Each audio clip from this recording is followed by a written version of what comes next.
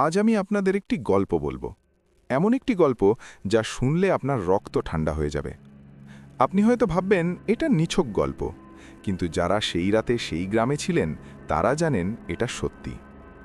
বছরটা ছিল 2012। স্থান ময়মনসিংহ জেলার এক প্রত্যন্ত গ্রাম, নাম কালিয়াকুড়ি।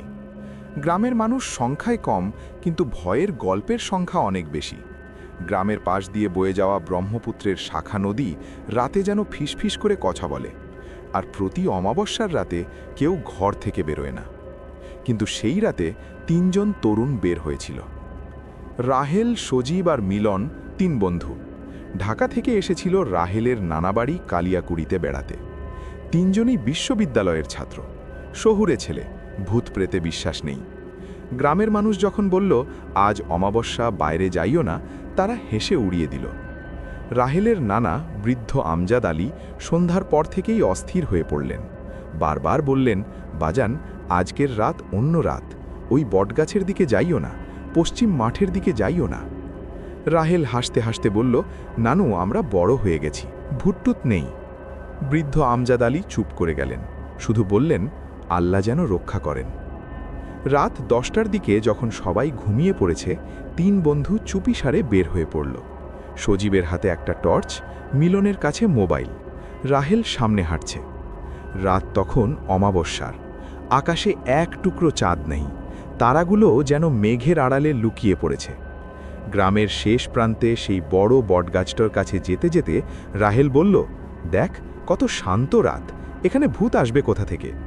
কিন্তু কথা শেষ করতে না করতেই সুজীবের টর্চ হঠাৎ নিভে গেল। আরে, ব্যাটারি শেষ হয়ে গেল নাকি? সজীব বিড়বিড় করল। মোবাইলে আলো দে, রাহেল বলল। মিলন মোবাইল বের করল, কিন্তু মোবাইলের স্ক্রিনে দেখল নেটওয়ার্ক নেই। সময় দেখাচ্ছে 12টা, অথচ তারা মাত্র 10টার পর বেরিয়েছে। 2 ঘন্টা কোথায় গেল? এটা কিভাবে সম্ভব? মিলন ভয়ে কাঁপতে কাঁপতে বলল। এরপর যা হলো তার জন্য কেউ প্রস্তুত ছিল না। বটগাছের নিচে অন্ধকারের মধ্যে একটা সাদা পোশাকের মানুষ দাঁড়িয়ে আছে, পিছন ফিরে আছে, নড়ছে না, শুধু দাঁড়িয়ে আছে। ওটা কে? সজীব ফিসফিস করে বলল। রাহেল একটু এগিয়ে গেল। এই, কে ওখানে? কোনো উত্তর নেই, মানুষটা নড়ল না। রাহেল আরেকটু কাছে গেল। ভাই, এই রাতে এখানে কি করছেন? তখন মানুষটা ধীরে ধীরে ঘুরতে লাগল, আর যখন তার মুখ দেখা গেল, 3জনই চিৎকার করে পিছিয়ে গেল। মুখটা ছিল মুখহীন, মসৃণ সাদা, কোনো চোখ নেই, নাক নেই, মুখ নেই, শুধু একটা ফাঁকা সাদা মুখমণ্ডল। 3জন প্রাণপণ দৌড় লাগালো। মিলন প্রথমে পড়ে গেল, সজীব তাকে টেনে তুলল। রাহেল পেছনে তাকালো। মানুষটা দৌড়াচ্ছে না, কিন্তু হাঁটছে, আর প্রতিটা পদক্ষেপে সে যেন মাটিতে পা রাখছে না, ভাসছে। দৌড়া দৌড়া, রাহেল চিৎকার করল। গ্রামের দিকে দৌড়াতে দৌড়াতে মিলন হঠাৎ থেমে গেল। সজীব, সজীব কোথায়? পেছনে তাকালো, সজীব নেই। সজীব, রাহেল চিৎকার করে রাখল। দূর থেকে একটা আওয়াজ এলো, সজীবের গলার মতো, কিন্তু কেমন যেন ভাঙা, বিকৃত। আমি এখানে, তোরা চলে যা।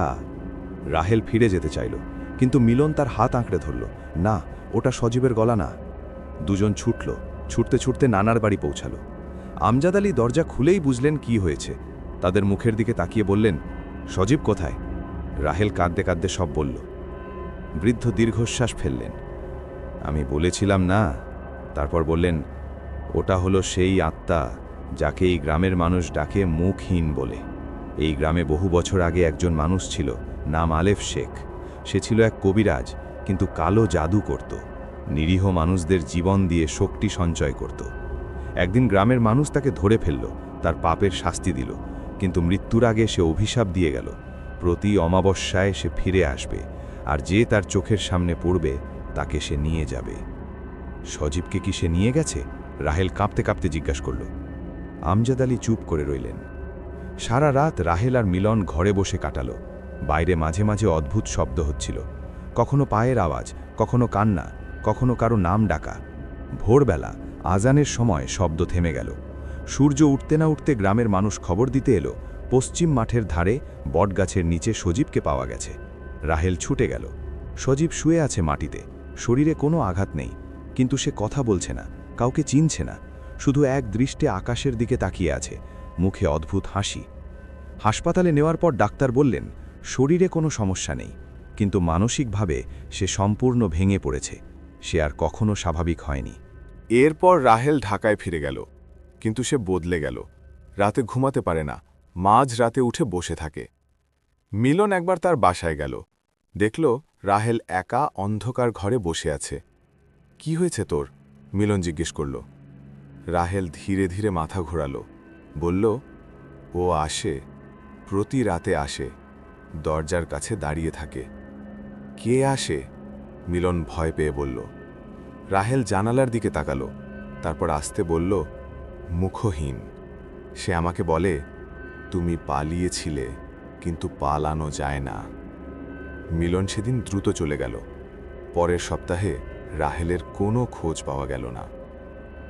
এই গল্পটা আমরা জানতে পারি মিলনের কাছ থেকে, কারণ 3 জনের মধ্যে সেই একমাত্র এখনো সুস্থ আছে।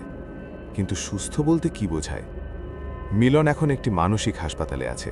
সেখানে তাকে জিজ্ঞেস করা হয়েছিল কি হয়েছিল সেই রাতে। মিলন বলেছে, আমি সব মনে রাখি, কিন্তু সবচেয়ে ভয়ঙ্কর কথা হলো, যখন আমরা দৌড়চ্ছিলাম আমি একবার পিছনে ফিরেছিলাম, দেখেছিলাম মুখহীনটা দাঁড়িয়ে আছে, আর তার পাশে দাঁড়িয়েছিল আরেকজন, ঠিক আমার মতো দেখতে, আমার মুখ, আমার পোশাক। সে হাসছিল। তারপর থেকে আমি প্রতিদিন আয়নায় তাকাই আর ভাবি, আমি কি আসল মিলন, নাকি ওই মুখহীন আমাকে সেই রাতেই নিয়ে গেছে আর একটা নকল মিলন পাঠিয়ে দিয়েছে। কালিয়াকুড়ি গ্রামে এখনও অমাবস্যার রাতে কেউ বের হয় না। রাহেলকে আর কখনো পাওয়া যায়নি। সজীব এখনও কথা বলে না, আর মিলন, সে প্রতিদিন আয়নায় নিজের দিকে তাকায় আর নিজেকে জিজ্ঞেস করে। আপনারাও যদি কোনো গ্রামে অমাবস্যার রাতে যান, মুরব্বীদের কথা শুনবেন। ভূত প্রেতে বিশ্বাস না থাকলেও ক্ষতি নেই, কিন্তু যা বোঝেন না তার কাছে যাবেন না, কারণ কিছু অন্ধকার আপনাকে ছেড়ে দেয় না। আজকের গল্প এখানেই শেষ। যদি ভালো লেগে থাকে লাইক করুন, শেয়ার করুন, আর কমেন্টে জানান আপনি কি এরকম কোনো অভিজ্ঞতার কথা জানেন। আমাদের সাথে শেয়ার করুন। আল্লাহ হাফেজ।